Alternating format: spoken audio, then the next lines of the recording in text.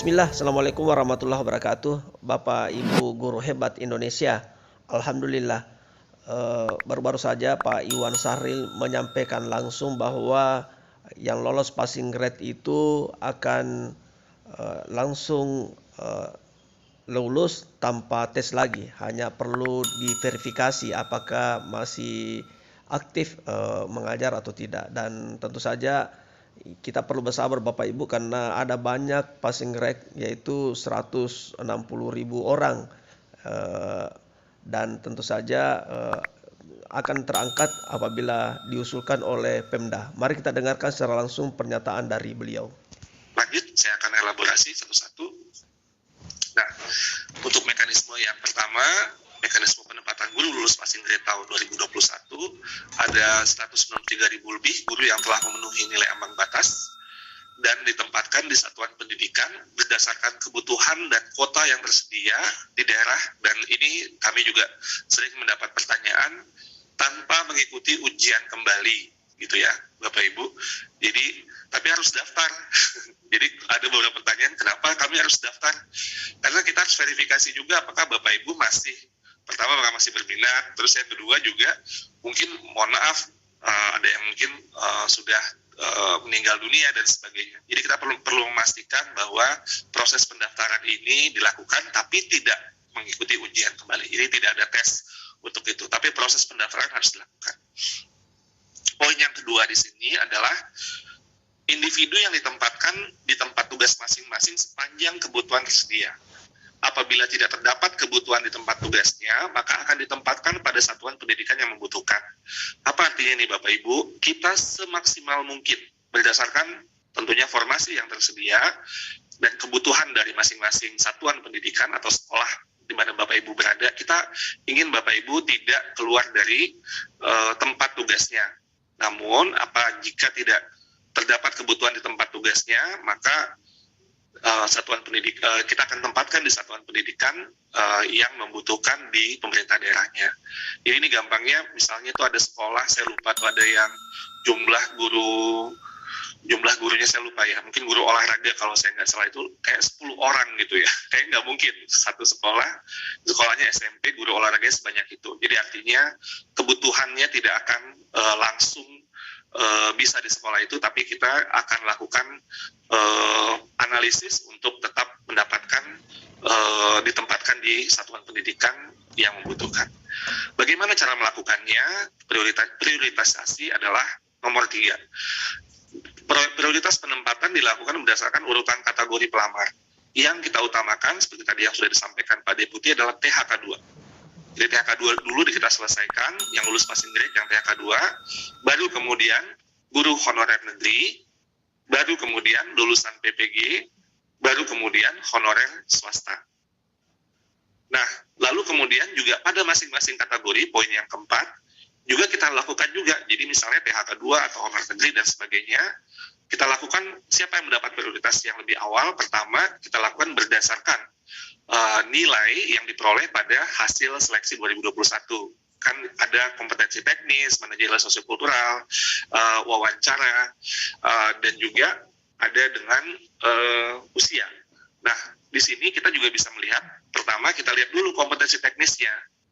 Siapa nilainya yang lebih tinggi, itu yang akan lebih diprioritaskan. Baru kemudian manajerial sosiokultural, filter ketiga nilai wawancara, dan filter keempat berdasarkan usia. Jadi ini akan kita lakukan proses mekanisme penempatan lulus passing grade. 4 poin ini menjadi poin yang utama. Oke, jadi nah itu tanda panah yang di kanan bawah Bapak Ibu, itu jika pada seleksi masih tersedia informasi, kita buka seleksi untuk mekanisme yang berikutnya, yaitu silakan slide berikutnya. Mekanisme yang kedua, seleksi kesesuaian atau verifikasi bagi pelamar THK 2 dan guru honorer sekolah negeri minimal 3 tahun bekerja dan terdaftar di Dapodik. Di sini, pertama, kita lakukan bagi guru yang lulus passing grade, jika masih tersedia formasi. Lalu seleksi di sini adalah pertama, kita lihat apakah kualifikasinya linear apa tidak.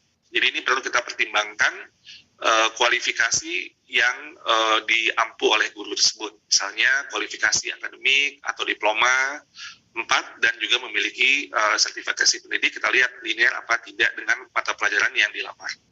Lalu kita juga mempertimbangkan dimensi untuk kompetensi yang dimiliki oleh gurunya secara baik itu profesional, pedagogik maupun sosial kepribadian, dan juga verifikasi kinerjanya. Apakah mereka indikatornya misalkan memberikan orientasi pelayanan, komitmen, inisiatif kerja, dan kerjasama. Dan yang terpenting di sini, yang ini yang paling penting yang perlu ditekankan adalah background check atau pemeriksaan latar belakang. Kita harus melakukan verifikasi bahwa untuk menjadi guru jangan sampai terlibat hal-hal yang tentunya tidak mencerminkan sebagai profesi guru. Misalnya melakukan perundungan, kekerasan seksual, penyalahgunaan narkotika dan sebagainya, dan juga intoleransi. Jadi ini akan kita lakukan mekanisme untuk verifikasi hal-hal tersebut. Dan yang terakhir adalah seleksi wawancara untuk mempertimbangkan aspek integritas dan moralitas. Jadi ini nanti mekanismenya akan kita buat dengan cara yang lebih memudahkan, karena seperti yang tadi disampaikan oleh Pak Deputi, kita perlu untuk mempertimbangkan banyak hal dalam memastikan layanan kepada murid-murid kita itu tetap dapat berlangsung dengan baik dan lancar, dan juga bagaimana kita menyelesaikan permasalahan secara big picture. Untuk kedepannya kita akan melakukan pengetatan dari segi mekanisme atau seleksi yang kita lakukan untuk guru-guru kita. Nah, kembali lagi di sini tanda panah yang paling kanan bawah itu, jika pada seleksi ini masih tersedia formasi, kita akan buka seleksi selanjutnya, yaitu silakan. Yang ketiga adalah mekanisme seleksi tes bagi pelamar umum. Nah, seleksi ini dilaksanakan jika masih ada kuota formasi P3K guru sesuai dengan setelah seleksi kesesuaian atau verifikasi tadi yang kedua tadi kita lakukan. Seleksi ini menggunakan sistem computer assisted test atau tes yang berbasis komputer yang dilakukan dengan sistem ujian nasional berbasis komputer.